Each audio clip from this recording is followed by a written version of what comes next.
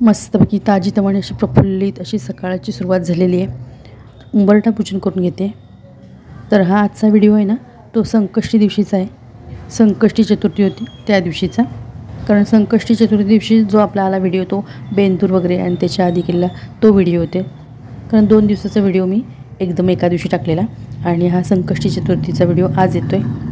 नमस्कार, मी पद्मजा, राजाराणीज वर्ल्ड या आपल्या यूट्यूब चॅनलवर मी आपल्या सर्वांचं मनापासून स्वागत करते। आजचा दिवस तुम्हाला सुख समाधानाचा आणि आरोग्यपूर्ण जाऊ हीच ईश्वरचरणी प्रार्थना। आपण उंबरठ्यावर किंवा दारासमोर जी छोटीशी असते ना का रांगोळी काढतो ना, त्याने लक्ष वेधून येतो का। आपण बाहेर जाऊ दे कुणाकडे किंवा आपल्याला आपल्या दाराच्या उंबरठ्याजवळ किंवा दारात रांगोळी जी आहे ती लक्ष वेधून घेते। आपण कुठे गेलो किंवा आपल्याकडे कुणी आले तर पहिलं लक्ष जातं ना ते रांगोळीकडे जातं।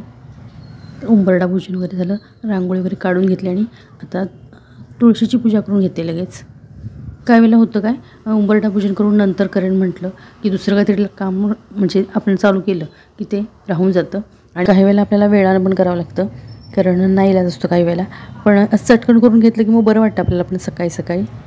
काही वेळेला काही कामं असतात आणि मग त्यामुळे काय होतो वेळ, पण लवकर असं केलं पटकन बरं पडतं।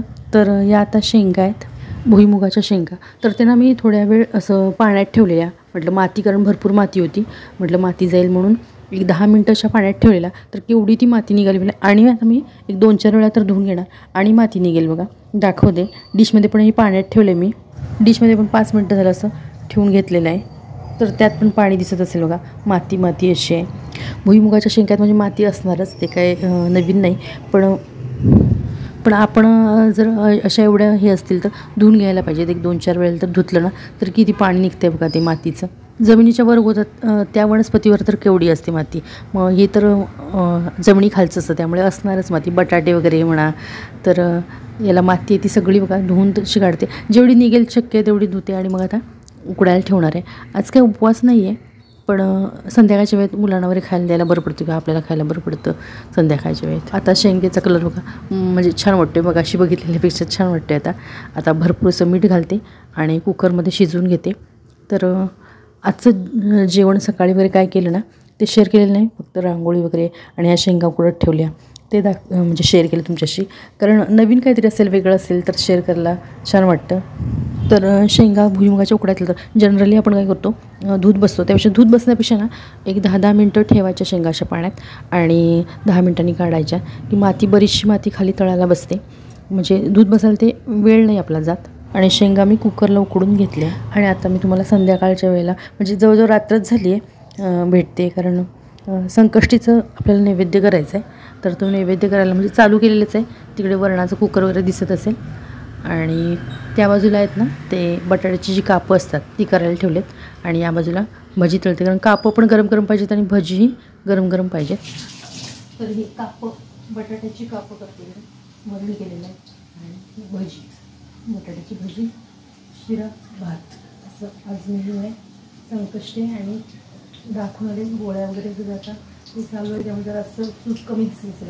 पुढे व्हिडिओत ना मी गृहिणींविषयी बोललेलं आहे, मी ही एक गृहिणीच आहे आणि प्रत्येक गृहिणीला अशा ह्याच्यातून एकदा तरी जावं लागतं। वरण मी केले, हर्षदाने केले, म्हटलं मी करते।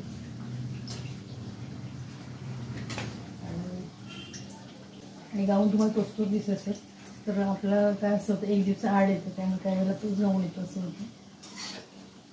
मला ना आपल्या मैत्रिणींशी एक गोष्ट शेअर करायची आहे, तर ती अशी की जेव्हा वर्किंग वुमन असते ना ती जेव्हा बाहेरून काम करून येते, 8 तास असू दे, 10 तास, 12 तास, तर ते करत ती घरही सांभाळत असते। असं नाही की बाबा घरच्या जबाबदारीकडे दुर्लक्ष करते, असं नाही होत, पण थोडीफार सूट सवलत तिला घेऊ शकते ती, किंवा इतर जण म्हणू शकतात तिला की बाबा दोन्ही सांभाळतेस तू। पण ज्या कोण गृहिणी असतात ना त्यांना मात्र असं म्हटलं जात नाही, त्यांना मात्र म्हटलं जातं की तू घरातच आहेस, काय करतेस दिवसभर। जी स्त्री बाहेर काम करत असेल, नोकरी करत असेल तर तिच्याकडे पाहण्याचा दृष्टिकोन असतो ना तो समाजाचा म्हणा, कुटुंबाचा म्हणा वेगळा असतो, आणि गृहिणी असते तिच्याकडे पाहण्याचा मात्र दृष्टिकोन वेगळा असतो। यात काही वेळेला असं असतं ना की काही गृहिणी असतात त्या चांगल्या शिकलेल्या वगैरे असतात, पण घरात जर काही अडचण असेल तर मग अशा वेळेला ते आपलं शिक्षण म्हणा किंवा जॉबचं म्हणा मागे ठेवतात, म्हणजे आपल्या इच्छेला मुरड घालतात आणि जे काही घर आपलं आहे ते सांभाळतात, अगदी आनंदाने सांभाळतात। किंवा काही वेळेला घरात असं होतं की मुलांची जबाबदारी घ्यायला कोण नसतं. मग अशा वेळेला पण त्या गृहिणीला म्हणजे त्या आईलाच किंवा नाही नोकरी नाही तर यावेळेला माझ्या मुलांचं भवितव्य चांगलं होण्यासाठी अशा वेळेला करिअरकडे दुर्लक्ष करते. म्हणजे अशा वेळेला होतं कसं की तिची इच्छा असूनही ती त्याग हा आणि मोठा त्याग असतो. कारण होतं कसं ना, तिला माहिती असते की माझ्यात ती क्षमता आहे की बाहेर जाऊन मी थोडे पैसे कमवून येईन, हातभार लावीन माझ्या संसाराला. पण घरातल्यासाठी किंवा म्हणजे मुलांसाठी असू दे म्हणजे आपल्या एकंदर संसारासाठी एक पाऊल मागे घेते ती. हे गृहिणीपद सांभाळणं किंवा भूषवणंच म्हटलं पाहिजे त्याला. कारण हे तसं सोपं काम नसतं. कारण सगळ्या ज्या जबाबदाऱ्या असतात, घरातल्या ज्या काही जबाबदाऱ्या असतात त्या अगदी तिला लिलया अशा पेलाव्या लागतात. मग घरातलं काय कमी जास्त आहे, मुलांचं पै पाहुणे असू देत, सण समारंभ असू देत, आणि जसे आनंदाचे क्षण हे करतो तसेच दुःखाचं पण काही असेल तर त्यावरही फुंकर घालण्याचं काम तिलाच करावं लागतं. कारण पुरुषांपेक्षा पण बघा, जी काही स्त्री असते ना ती कणखर असते. तिने जर एकदा मनाशी ठरवलं तर ती कोणतीही अगदी जबाबदारी असते तिच्या वाट्याला ती अगदी व्यवस्थित पार पाडत असते.